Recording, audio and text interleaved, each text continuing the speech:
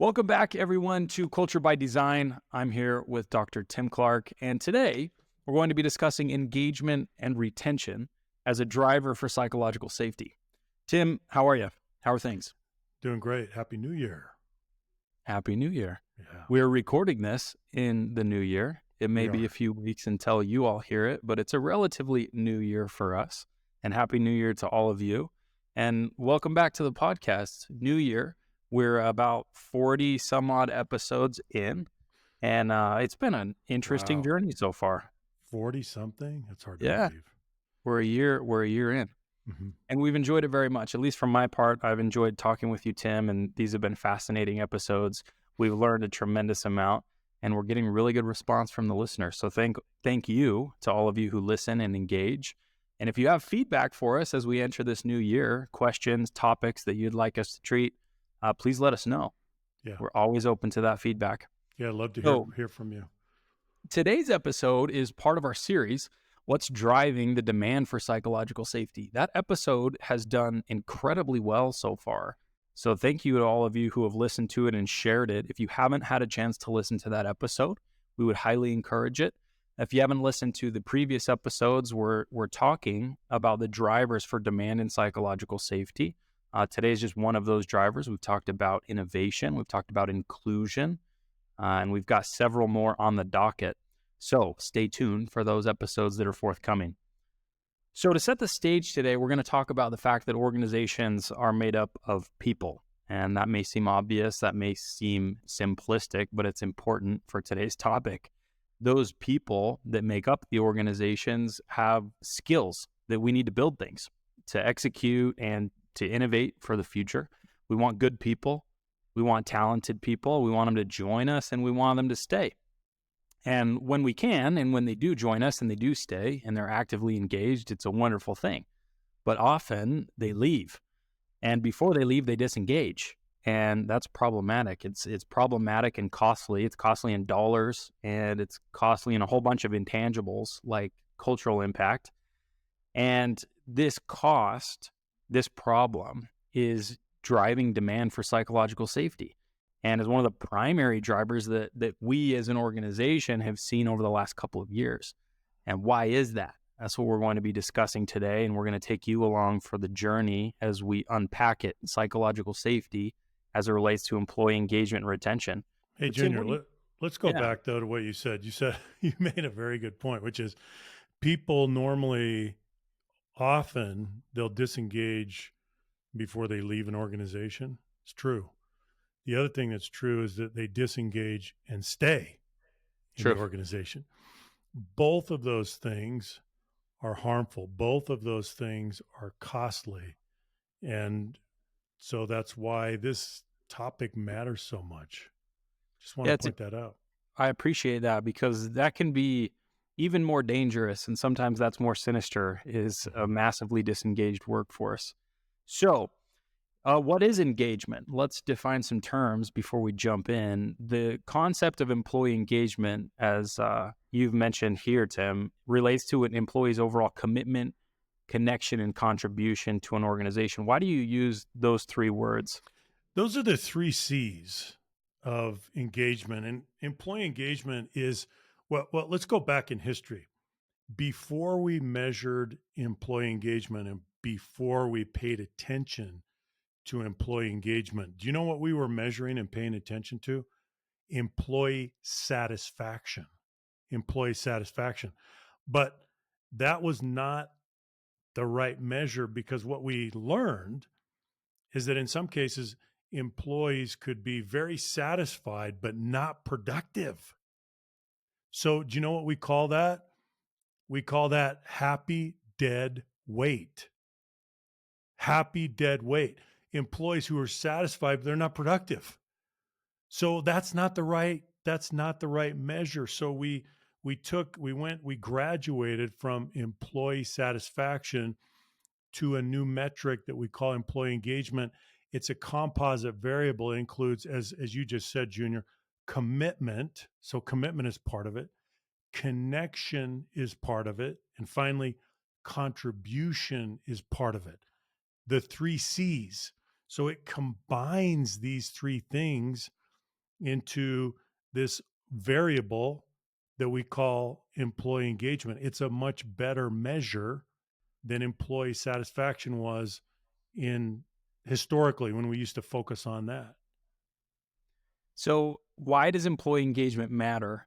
We probably don't need to make this case to our listenership and maybe preaching to the choir, but the business case for engagement is beyond debate. We've been looking at this closely for years and years now, and the empirical studies very much link employee engagement to productivity and retention as far as the employees are concerned.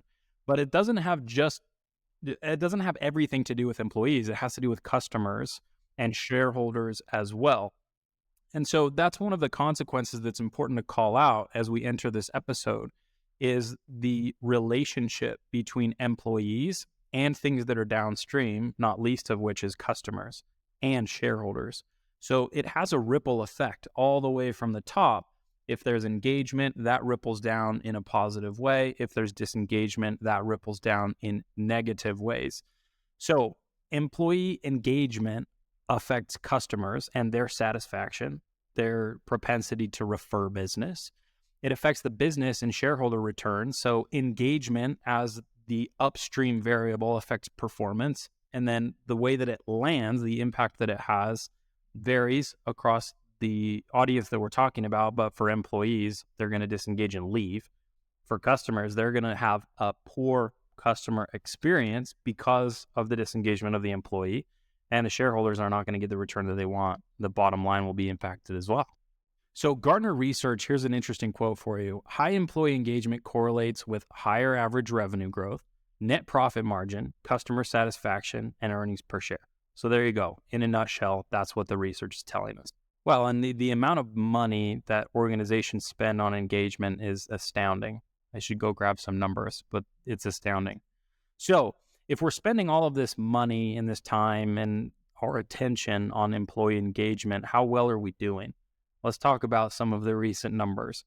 32% of the workforce is considered engaged, 52% considered just showing up, and 16% are actively disengaged. Now, these numbers change a little bit every year as we get new data, but they tend to hover around here. The last few years, these numbers have stayed relatively constant.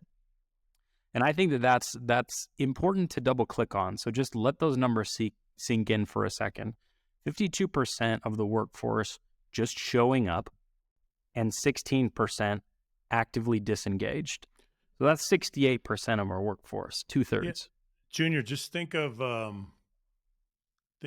normal bell-shaped distribution curve, and then think about that 52% just showing up, and then the 52% is your big kind of frozen middle, right? That's the bell, that's the top, and then the 16% actively disengaged.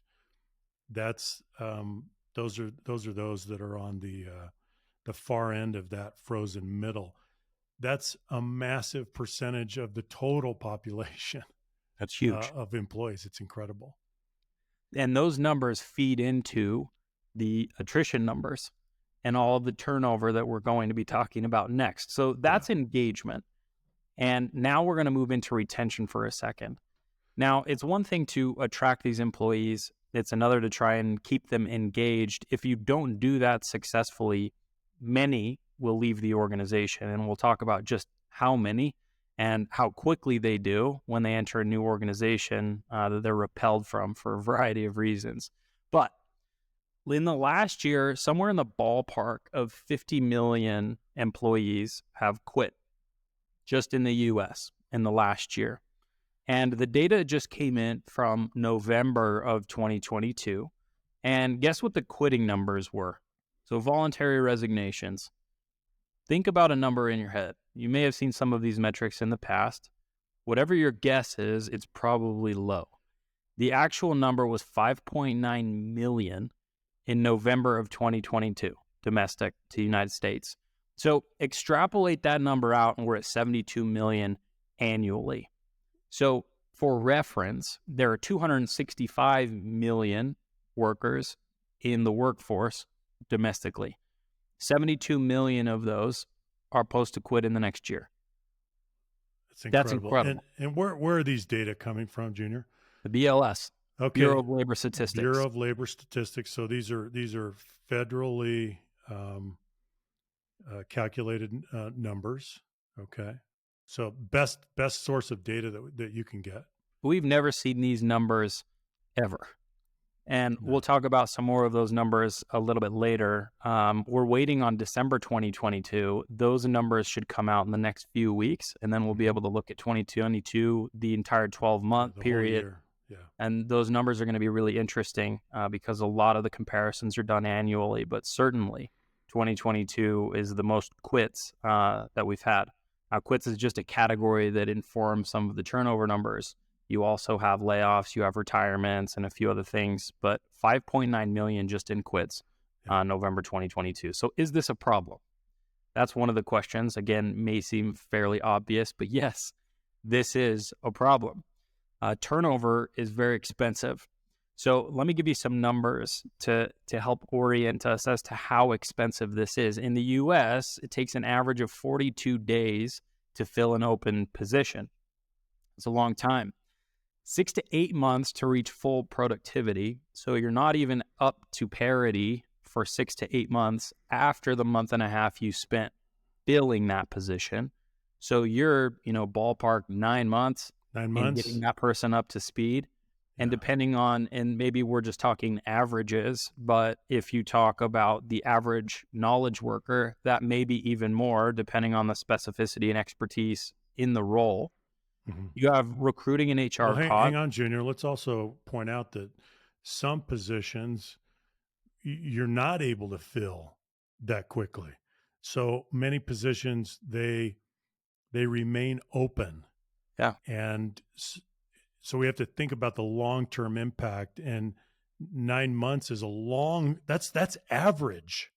That's average. So think about what's on the other side of average. Think about how long that can become. Amazing. And as many of you may be thinking, there can be substantial differences between the person that turned over and the person that you're able to find to fill that position based on contextual understanding, based on temperament, cultural fit, a whole bunch of other variables that are really difficult to account. Knowledge, skill, yeah. And so it's not as easy as just a one-to-one trade. Someone leaves the organization, you go find someone else to fill it. It's more nuanced than that. So you've got your training and your onboarding costs as well once that new employee is hired.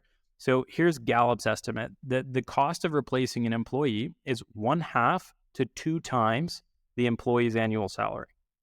1/2 to 2 times their salary. That's amazing. I don't think people really take time to internalize that and let it distill. 1/2 to 2 times annual salary to replace someone. Think about that. So we're spending billions, billions and billions and billions of dollars on turnover. And let's think about this math for a second, do some examples, because I think this helps drive it home. So the overall turnover rate in the U.S. hovers around 25% based on the Bureau of Labor Statistics, so about 25%. And a large portion of that's voluntary. Now, if the cost ranges from 1/2 to 2 times the salary, and 1/2 is pretty conservative in my estimation, if you take 1,000-person organization that provides an average for easy numbers, let's call it $50K, a $50,000 salary, could have turnover and replacement costs based on those numbers between $6.25 million to $25 million a year. So you could be upwards of $25 million per year just in turnover costs for an organization with 1,000 people. Well, and Junior, I think if anything, your assumption is on the conservative side with an average salary of $50K. Plus, what about benefits? What about healthcare? What about the entire package, right? Absolutely. So I think you're on the conservative end. Yeah, you double it. You say $100,000 all in. You're $12.5 million to $50 million. Yeah. For a 1,000-person organization. It's an unbelievable number. It's unbelievable. And then there are many of these costs that don't register in the P&L.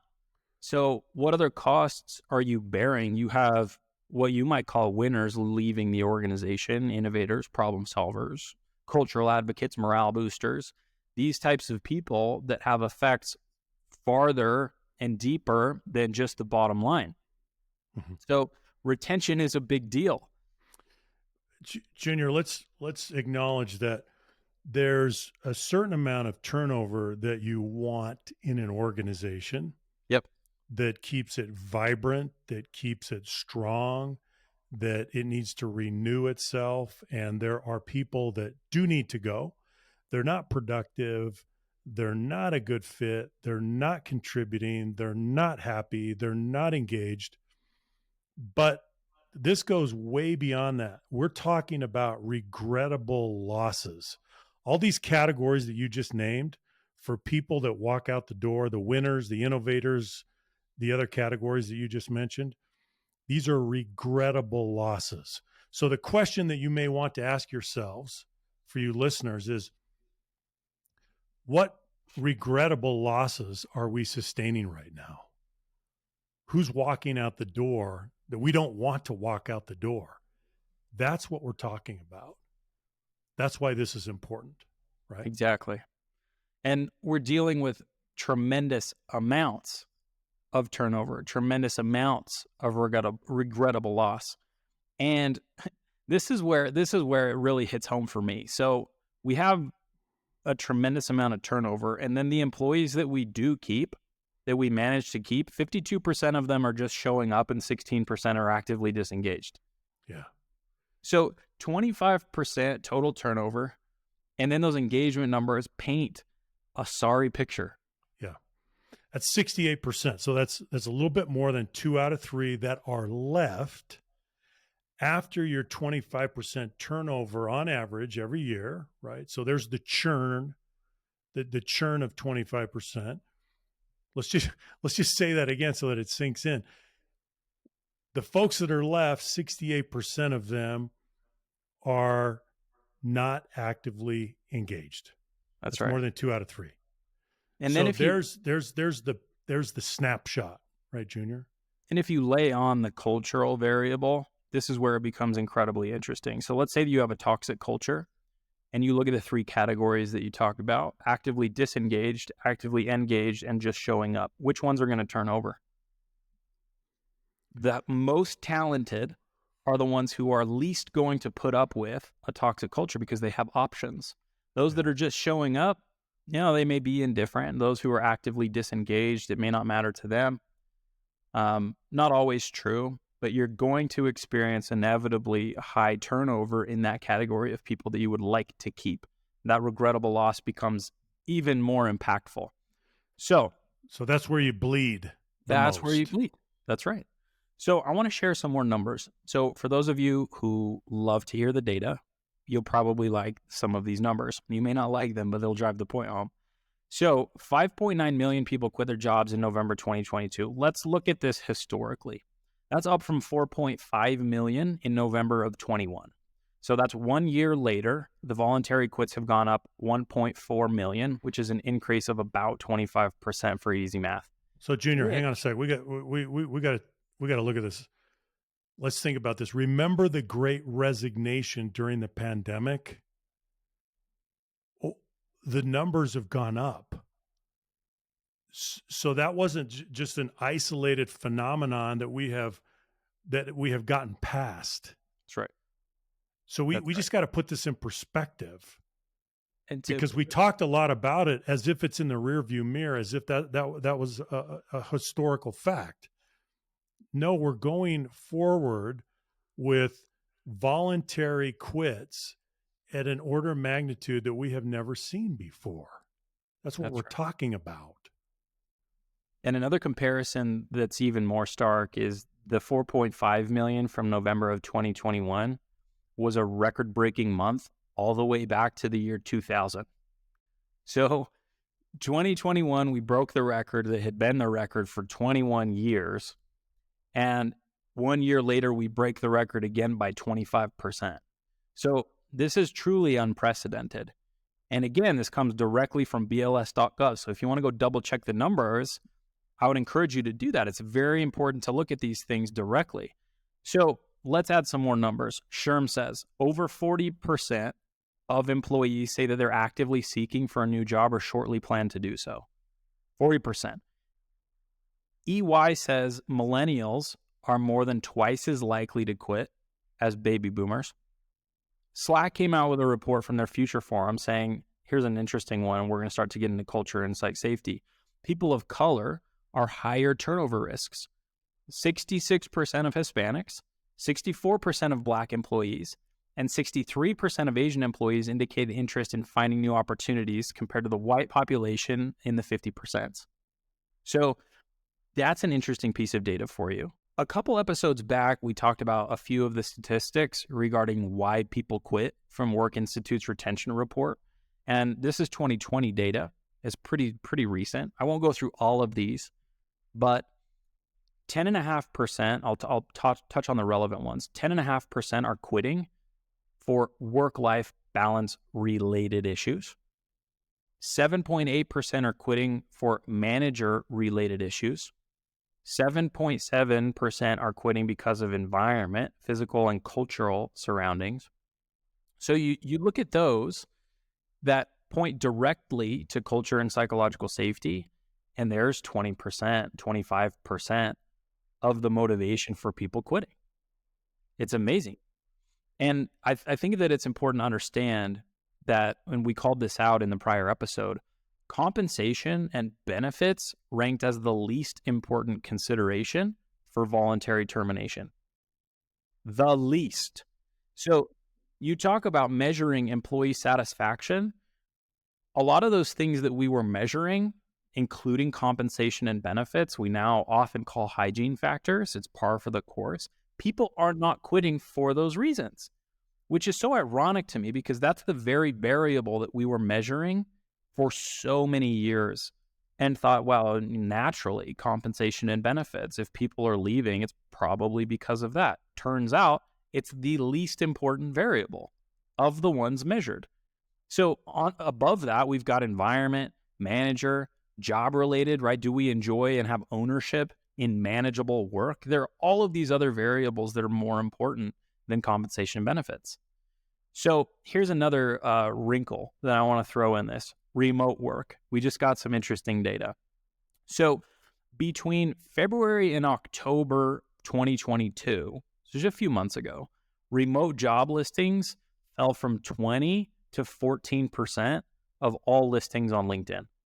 So now there's this interesting dynamic of employers wanting people to come back into the office. Now, here's another stat to add to that from Monster. So Monster sent out a survey in September. They found that 40% of workers would quit that are remote. So they surveyed remote workers. 40% of them said they would quit if they had to come into the office even one day a week. Now, let me add to that something from Gallup. So according to a recent Gallup poll, 34% of remote capable workers want to work from home permanently, and just 3% want to work in the office full time. Remote capable. So if you're remote capable, you're saying there are 3% of you want to work in the office full time.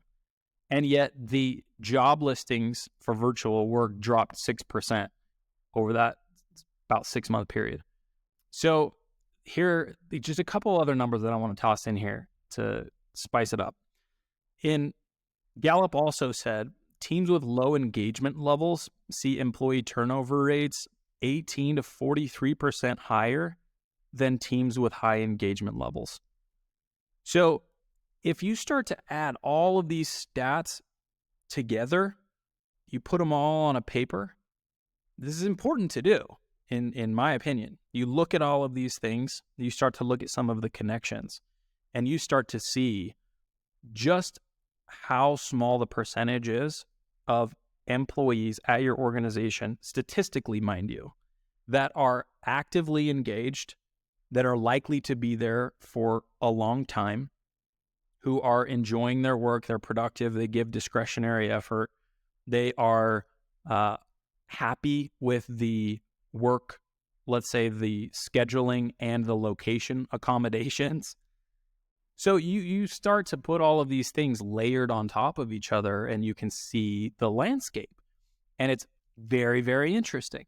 So bef- respond to that real quick, Tim. What do you think about that? Well, it makes me think of a study that we did a while back where we asked people about their concept of career, and we asked them to capture their concept of career in a word, right? So if you could capture what your career means to you in one word, what would it be?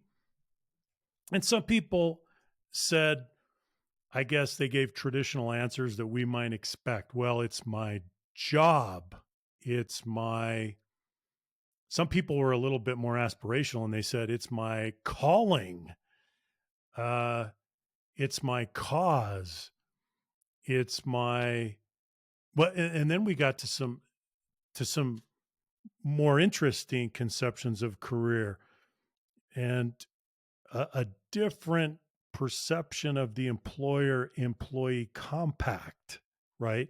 And people said it's a it's a gig, it's a run. Here was an interesting one. Someone said, I'm a water bug. I skate from opportunity to opportunity. A water bug. My career, they said the best word that I can find to capture what I think my career is, water bug. And I thought, wow, that's fascinating. Okay. So why is this important? Because of the way that people conceive of their work life, the way that they think about their career. There are different conceptions. So I think that plays into this. I think it's fascinating. So then what are we faced with? We're faced with the prospect of how do we retain and engage our people, particularly our best people? This is becoming a bigger challenge. It is. And for those listening, if you think we're painting a bleak picture, don't worry. The future is not bleak, it is bright. So we're going to get to there. But here's another stat for you. Around this one's one of the most important I think we're going to share. Around 40% of employee turnover occurs within the employee's first year with the organization. 40% of turnover. Punctuation mark there, Junior. That's right. Underline yellow neon flashing lights. 40% within the first year. This is from the Work Institute report. Yeah. 40% in the first year. So let's take that 5.9 million from November. You take 40% of that number, it was within the first 12 months of those employees' tenure. Mm-hmm. So what does that tell us?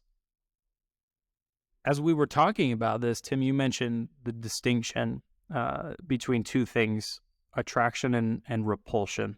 Yeah. Tell us about that. Right. So think about this.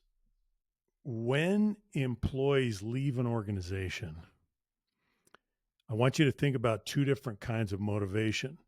When they leave, it may be that the primary motivation is attraction, meaning that they are pulled to something better. So there's an attraction force. They're moving towards something better. And that's the primary force at work on them that convinces them that they need to leave. The other force is not motivation towards something better, it's motivation away from something that you don't like. Motivation away from something, we could call it repulsion. So we have attraction, motivation towards something. We have repulsion, motivation away from something. So if 40% of employee turnover occurs within the employee's first year, well, a big part of that, a big chunk of that 40% is attributable to motivation away from something that they don't like. So there's something in the organization that is repelling them and is pushing them out during that first year. And this is happening to millions of people. And so this is an all important clue about what's happening and about the opportunity that we have to do better. As you were talking, it made me think about psychological safety and its definition and the nature of the first year of an employee's tenure. So the definition of psychological safety, we define it as a culture of rewarded vulnerability. Now, when's the most vulnerable state of the employee during their tenure? Year one, Year one. those first 12 months. Yeah. And so why is that? Well, you're in a new place. There's new material to learn. Yeah. There are new people to learn. Yeah. You got to learn everything around you. You've got to learn the job itself, the technical requirements. You've got to get up to speed in terms of competence and skill set. You've got to understand the culture that surrounds you, both institutionally and at the level of your team. You've got new peers. You may have new direct reports. You may have a new boss. And what do you need to do in order to get up to speed? You need to make mistakes. You need to ask questions.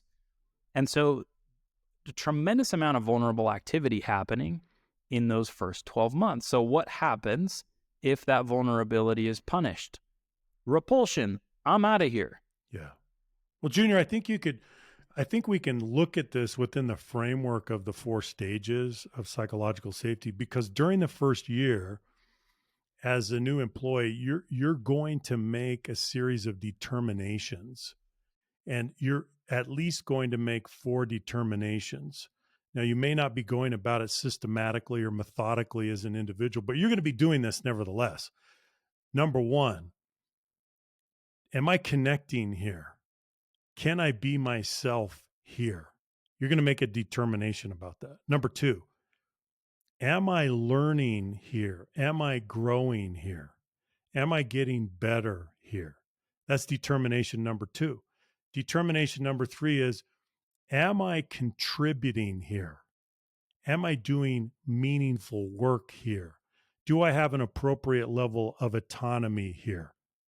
That's number 3. And the last determination that you're going to make during that first year is, can I safely and confidently challenge the status quo here? Can I help make things better? Can I take aim at the way things are done? Can I is dissent, productive, constructive dissent, is that allowed? Can I do that? That's the last determination that you're going to make during that first year. Now, that's an informal process, and we do it as we work in the organization with our colleagues every day. But little by little, we come to conclusions in each of those 4 areas. Can I be myself? Can I learn and grow? Can I contribute meaningfully? Can I challenge the status quo? If you can do those things, there's a high chance you're going to stay in that organization, because that organization is a place where you can meet your deeply held human needs. You can satisfy those needs. If you can't, there's a big likelihood that you're going to bounce. You're not going to stick around, right? I think about that, and I think about the fact that the 4 stages encompass every aspect of your professional experience. So there's nothing that falls, as far as I can tell, outside the purview of those 4 stages. So if something's not satisfactory in your experience, it has to do with one of those 4 stages: inclusion, learning, contribution, and challenging or improvement. And so your acts of vulnerability inside those 4 stages, it would seem, have to be punished in some way or another for you to leave during that first 12-month period. And so we'll get to this a little bit more, but imagine a world in which those 4 stages are there in high measure, and you have psychological safety across those 4, and your vulnerability is rewarded as it falls into each of those 4 categories. The likelihood that you leave in that first 12-month period, or the likelihood that you leave at all, goes significantly down. So the silver lining to all of this is the fact that these resignations are voluntary. And so what does voluntary mean? It means that they can voluntarily choose to stay, and that it's based on the situation that they're a part of. And so if you can change those conditions, you can change the environment, then you can change that person's volition to leave into volition to stay. So a few more numbers that I think are fascinating when it comes to turnover. 52% of voluntarily exiting employees say their manager or organization could have done something to prevent them from leaving their job. Now, here's another one. 51% say that in the 3 months before they left, neither their manager nor any other leader spoke with them about their job satisfaction or future with the organization. More than half. So the employees, and by the way, where do we gather this information? In the exit interviews when it's too late. And so we have this massive population telling us, hey, you could have kept me, right? But too little, too late. I'm out the door already. But just so you know, you could have kept me. And also, by the way, in the last quarter, no one talked to me about how I'm doing at work. No one talked to me about my prospects, right? Inside of the organization, what the path could look like for me. And I'm filling in some of the blanks here, but no one asked me about how I'm doing personally. No one asked me about, how I could continue to develop my skill set, become more valuable. No one asked me X, Y, and Z. But they're saying you could have kept me and you didn't ask, right? So those are that 52% of voluntarily exiting employees. This is for the different one from Work Institute. They think that around 75% of employees who quit could have been retained. So that's even an additional portion that aren't telling us that they could have been retained, but that, we think you could have. You may 3 not out of 4. right? Yeah. 3 out of 4. And as we mentioned in the beginning, we don't want to retain all employees, and there's a healthy amount of turnover. You don't want your turnover to be 0, but that's a big number. It's a huge number. And here's another, not an easy win, but something that people are pointing to that's worth noting. This is from Glassdoor. 67% of job seekers say that inclusion and diversity are important considerations when deciding where to work. Just think about that stat for a second. 67% say that that's important. So what happens if you're not doing anything as an organization in the realm of inclusion and diversity? Guess what? 67% of your applicants can't check that box when it comes to you as an organization. And they're saying that it's important to them. It's a driver. Yeah. It's and on one the of flip side, it's one of the decision criteria that most people, 67%, most people use now in making that decision. yeah, 2/3. Yeah. It's amazing. So here's another one. Sherm, 90% of employees who believe their company's culture is poor, and now we're getting into culture, we're getting into psychological safety, who believe their company's culture is poor have considered quitting, compared with 32% of employees who believe the company's culture is good. Yeah, that's one we've got to internalize, Junior. We've got to let that Look at the swing. settle upon us. 60% different. 60% swing. It's unbelievable. Let's just say that again. 90% of employees who believe their company culture is poor have thought about leaving. 90%. If your culture is great, if it's strong, if it's vibrant, if it's inclusive, only 32% have considered walking out the door. And who decides whether the culture is good, the organization or the employees? Who's the boss? Right? Who's the boss here? not the organization. It doesn't matter what the organization thinks to No, some extent, no, right? doesn't. The people, they're Yeah. saying, culture is poor, I might bounce, They get the last word. compared with 32%. So 60% fewer people consider quitting if the company's culture is good in their minds. That's right. And what is the heart of culture? Psychological safety. Psychological safety is the heart of culture because it dictates the conditions and the environment. So what would happen to all of these statistics if psychological safety were high? Which variables that we've talked about today would we influence? I would venture to say, with not much skepticism at all, on the contrary, quite a bit of confidence, that we would affect every single one of the variables that we've talked about today in a positive way. Now, why is that, Junior? And hopefully this is becoming very clear to listeners. So we started by saying that the increasing, even exploding demand for psychological safety is driven in part by employee engagement, the desire for employee engagement, and the desire for retention. Well, where does psychological safety come in? It's upstream. So can we talk about that a little bit, Junior? Absolutely. So, and it's important to note that this isn't our view of the world per se. This is what our prospects and clients are telling us.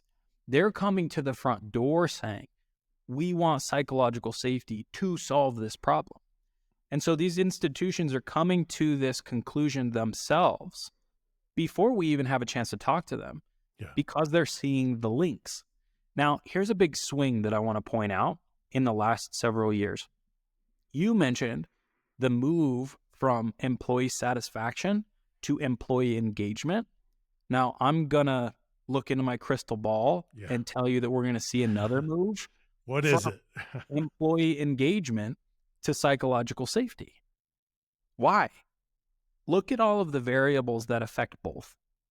Which one comes first? What's the causal chain? Is psychological safety a function of an employee's engagement, or is that employee's psychological safety or engagement a function of psychological safety? Yeah. Very, very clearly, you can see that engagement is an outcome. Engagement is a lag measure. It's not an input. It's way downstream from some of these other things that we're talking about. But Junior, we've been treating it as an input, as a lead measure, because we could see the cause and effect relationship between engagement, employee engagement, and various outcomes, right? But now we're seeing things even more clearly, and the research is showing us that we've got to go upstream again. Take another step, go upstream again, because in fact, employee engagement is an outcome, as you said, of psychological safety. That's right. So where does it start? We got to keep going upstream to psychological safety. Why? Because psychological safety relates to the basic terms of engagement that we have in the organization, the basic conditions, the way we interact.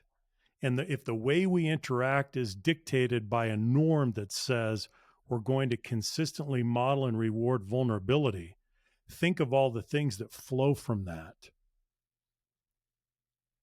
So there's a whole train of consequences. So think about the first order, the second order, the third order consequences that come from psychological safety. Think about the set of outcomes that you talked about, Junior. You have to pay attention to that, and you have to ask yourself, wow, we better go upstream and we better focus on this. There's so much writing on this. Again, let's just go back to the statistic. If you don't have a healthy culture, 90% of the employees are thinking about walking out the door. 90%. It's staggering. Another pattern that I've observed that's been enlightening to me is that organizations will come to us with their engagement data, and inevitably we end up breaking it down to figure out what's actually going on anyway. If engagement were the lead indicator, we wouldn't be breaking it down. We would act directly on the engagement data itself. Instead, what's happening is they're coming to us with their engagement data. And for those who have added some sort of cultural component or psychological safety or environmental item, they're pointing to those because those are often the lowest, some of the lowest scoring, if not the lowest. And they're saying, we've got a real problem here. And the psychological safety is affecting our overall engagement score. So it's implicit in that very pattern that psychological safety is upstream. And so I think that that's very interesting. So let's talk about some of the impact that psychological safety has based on some of the variables that we've talked about. So direct supervisor. What happens if we apply psychological safety and assume that that increases at the level of the manager? What happens? The relationship becomes better. They're creating the conditions on a daily basis for all of their people. So what happens if those conditions in aggregate improve because management is becoming more psychologically safe? It improves. It improves everything around it. Belongingness, fixed. Stage 1, inclusion safety. Environment-related attrition, you solve all of that because you solve for all of the cultural components that affect the environment. And guess what percentage we solve for just with environment-related attrition? 10%. There you go. You just solved 10%. And again, of your attrition problem. And if you go back to just how costly the attrition is, and we talked about that example of the 1,000-person organization, $100,000 salary. That was somewhere, it was $12.5 million to $50 million. So let's say that it's on the high end of that. It's 2 times salary, and you solve for 10% of that. You just saved yourself $5 million in a year of attrition because you solved for the 10% that were leaving because of environment-related issues. And now you solve for a few more of those, and it's not outside the realm of reason that you solve for a quarter of your attrition over the course of a year, and you just saved yourself $10 to $15 million in that scenario. Now, let's say you're a large multinational that's doing, let's say, $10 billion, and you've got 25,000 employees. You just ratchet up all of those numbers, and it becomes astronomical, the cost savings. And so this is one of the things that I find so interesting when I look at budget allocation, because I look at budget allocation, again, this is my crystal ball. I think a lot of the dollars are going to move away from engagement and towards psychological safety because we can actually affect it because it's a lead measure, not a lag indicator. And so as that money starts funneling in, hopefully those budgets will get bigger, because if you look at ROI on that spend in the context of attrition, it's a no-brainer. It's an absolute no-brainer. You spend a few bucks in psychological safety, you measure, right? You teach it, you improve it, you do that longitudinally, you're going to get your money back, oh my word, 10 to 100x. Who knows? Yeah. But the ROI is so obvious there. And then, so here's another one, the diversity issue, right?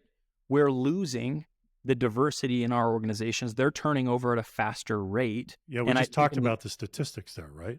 Exactly. So we have hard statistics. So we have empirical data that tell us that underrepresented populations, in many cases, the probability that they're going to turn over is significantly higher. So we know that.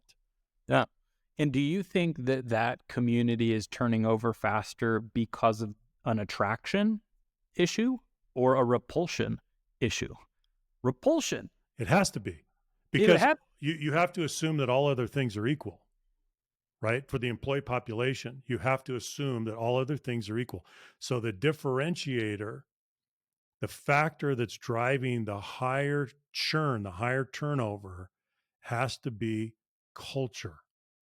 It has to be the fact that the organization is not as inclusive. It has to be that. There's no other hypothesis, there's no other theory that can explain the differences in turnover That's among right. those cohorts. Yeah. So we've covered a lot of ground, and we're entering that point of the conversation where we could go into an entirely new series of episodes of what to do with all of this information. But the purpose of this episode is to show why engagement and retention are drivers for psychological safety, and I hope that that is clear. Based on all of this data, based on the logic tree, based on the causal chain, it should be fairly obvious to us that what lies at the heart of this problem is a cultural issue that has to do with the way we interact and whether or not we are punishing or rewarding vulnerability. That's what this boils down to. And if we can solve for that, we solve all the problems downstream. Now, solve is a big word, but in theory, you would be solving everything downstream. But imagine if you just bumped it 20% in your favor. All of these statistics become more favorable. You save a tremendous amount of money. You have a more engaged workforce. You do everything better. Everything better. Because when do you interact with other people professionally? Well, every minute of every day. That's the whole premise of an organization, is more than one person working towards a common goal. So if you lubricate that and the quality of the interaction becomes better, everything we talked about today becomes better. And so I hope that all of us listening and participating will think about that, the quality of the interaction and the psychological safety that affects all of this. Junior, I would say in conclusion, as we're wrapping up this conversation today, I would ask the listeners, have you framed in your organization, have you framed a business case for psychological safety? Do you have that? And furthermore, do you think in terms of a cultural ROI? If we invest upstream to increase, to elevate psychological safety, do we understand the cause and effect, the causal chain as we move towards certain outcomes? So I would just ask those questions to listeners. Are you framing the business case for psychological safety? And do you think in terms of a cultural ROI? Fantastic. Okay, there are a couple things that I want to mention as we wrap up here. The first is that we will link almost, I think, every single one of the statistics that we talked about today inside of the show notes. So we've gone ahead and compiled all of those resources for you. Go ahead and check them out. Double check us on all of those numbers, but see for yourself just how stark those are. And then there are a couple other resources we may choose to put in after we go through this episode. One of the ones that's top of mind for me is the Stay Interview Guide. That was a really interesting metric that we looked at, that in the last quarter, we haven't talked to our people, and those that are leaving want that conversation. And so that's a helpful resource that we'll link for you. Okay, be sure to tune in for the subsequent episodes. We have several more talking about drivers for psychological safety. And if you missed that first episode, go ahead and give that a listen. And as always, if you're enjoying the podcast, please share it and let us know what you think. Leave us a review, give us a thumbs up on whatever platform it is that you're listening to this. That really helps us see where we should be spending our time, which topics we should cover, and to continue pouring into this. This is something that's been incredibly valuable to us. We love the conversations and we love the feedback from the community. So thank you all for everything that you do personally and professionally to make the world a better place. And we are here to help you. It is our mission at Leader Factor to influence the world for good at scale. That's why this podcast exists, so that we can reach a broader audience and help people and organizations become better. So with that, we will go ahead and sign off, and we will see you next episode. Thank you, everyone.